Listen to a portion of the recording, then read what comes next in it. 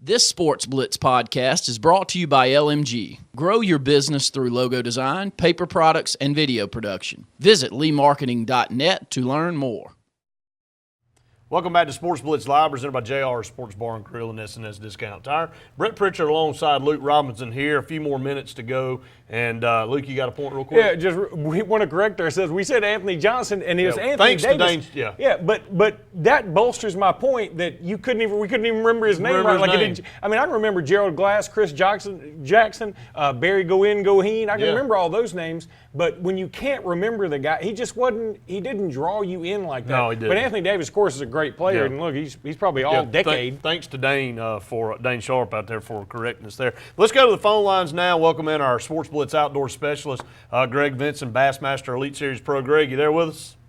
I'm here. Greg, man, glad to have you on with us here in this segment. And we didn't want to let this show end without talking to you tonight. Glad we were able to get you on the phone and talk about the Classic coming up in a couple of weeks up in Birmingham. February 21st through the 23rd is where the weigh-in will be. But the lake, the body of water, probably the best bass fishing lake in the world. It rivals any bass fishing lake in the world, that's for sure, is Guntersville. I know you guys are excited to be on that body of water. Without a doubt. You know, I've mentioned for years it was my personal favorite. You know, after I got to fish it the first 2 or 3 times, it's unbelievable the number of fish in there, and then the quality of the fish in there. The lake's just is so healthy right now, and it's not just the bass. You know, it's the crappie and the bluegill and pretty much everything in there. It's kind of like the Texas of the United States. You know, everything's bigger in Guntersville, it seems like, but it's going to be a great fishery. You know, I expect us to. There's great potential to break some records. The Classic's been going on for a long, long time now, and there's the potential there to break several records in next week or the next couple of weeks at the Classic. So I'm excited about heading up there. I hope I can get through the snow and ice to get to the first day of practice this Friday. But man, I'm ready to go. I've been chomping at the bit for a month and a half because we've been off limits. So I'm ready to get back out there. Greg, maybe all this this winter weather will get out. And you guys will have a good 2-week stretch up there in Guntersville. I got 2 questions for you. First one is what makes, for everybody out there that hasn't fished the lake and that doesn't really know much about Guntersville, number one, what makes this lake so much better than all the other ones? Number 2, how does it withstand the pressure? Because people come from all over the world to fish Lake Guntersville, just like the lakes in Texas and the ones in Mexico. How does it withstand the pressure, and what makes it so good? I guess, you know, the number one answer to that question is going to be the grass, you know, and it's a hot topic, you know, between homeowners and the anglers, because the anglers love the grass and the homeowners understandably don't like it because, you know, it can fog up the areas around their docks and things like that. But I think the thing that they've done such a good job with, you know, TVA, Department of Conservation, the homeowners, the anglers all have sort of, you know, found common ground, and they found a way to manage the grass on the fishery, and really the fish benefit from that, from having the lanes and the edges and things like that. But as a whole, the whole food chain starts with, you know, that and smaller organisms and things like that start the food chain.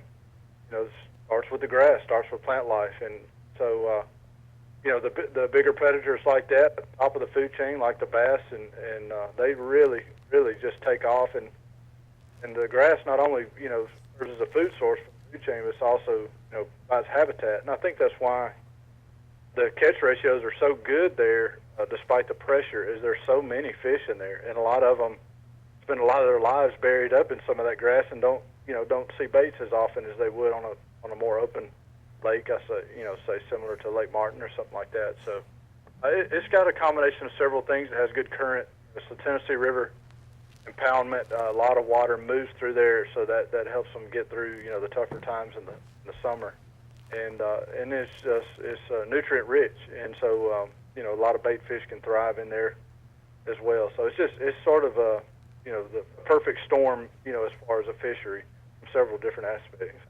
Greg, you've been from Alabama. It's tough. You know, all the Alabama anglers will definitely be favored. You being one of them. A lot of people, I've seen a lot of things where people like your chances to win. I know a couple of years ago, I know you've been itching to get back in this Classic. You were right there with a shot to win it. Chris Lane wins. You only a couple pounds out. So close to to winning the biggest bass tournament in the world, and but we're very proud of you to finish second. There's so many people that never even get to fish a classic, much less even come close to winning it. But I know you're hungry. You're a competitor. I've known you your whole life, and I know you're itching to get back out there. Do you feel the pressure being from Alabama? I do, and I naturally put pressure on myself, every tournament, and this one obviously being in my home state and really, knowing the potential. This tournament, this lake sets up well for me. I've done well there. I've done well at Guntersville. It's one of my favorite lakes to fish.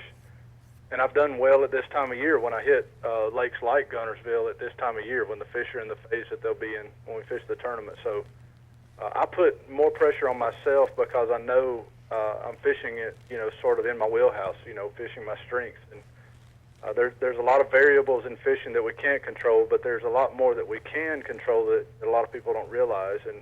And I've tried to work really hard on the things that I can control and hope that I'll make the right decisions and execute. And if I do my job well, then all I can ask for is to be in a position to win.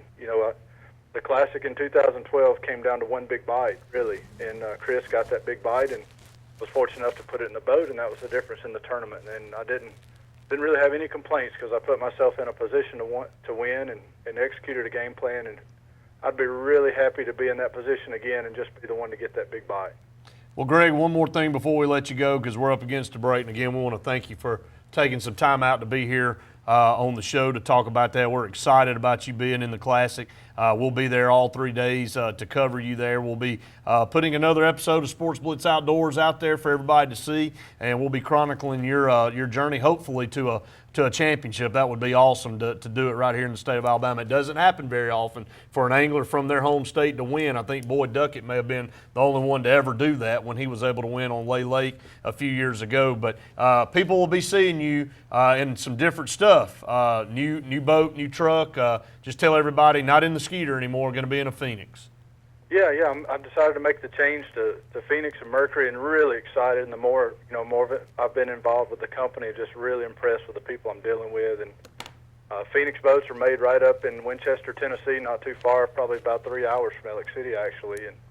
And just really, really good people, and fairly new company, but they've got a lot of experience drawn from other boat companies that a lot of the employees worked for in the past, and so they're really knowledgeable about what they're doing, and the boat's been awesome, and I could say the same for the Mercury. So I'm super excited to have a chance to be involved with them, and look for the big royal purple on the boat and truck this year. We just picked up the truck today from Sign Source. The guys did an excellent job on the boat and truck, so we're going to look good. Some of my coaches used to say, if you look good, you play good. So we'll see if that holds true this next season. But I'm really excited. The biggest thing I wanted to say, especially to our audience in the area there in Tallapoosa County and surrounding, is that we're really, really fortunate to have a Classic ever come to our area once. We've been really fortunate that it's been in Birmingham several times, but man, if you've never seen one, you never experienced the expo and the weigh-in, you got to come check it out.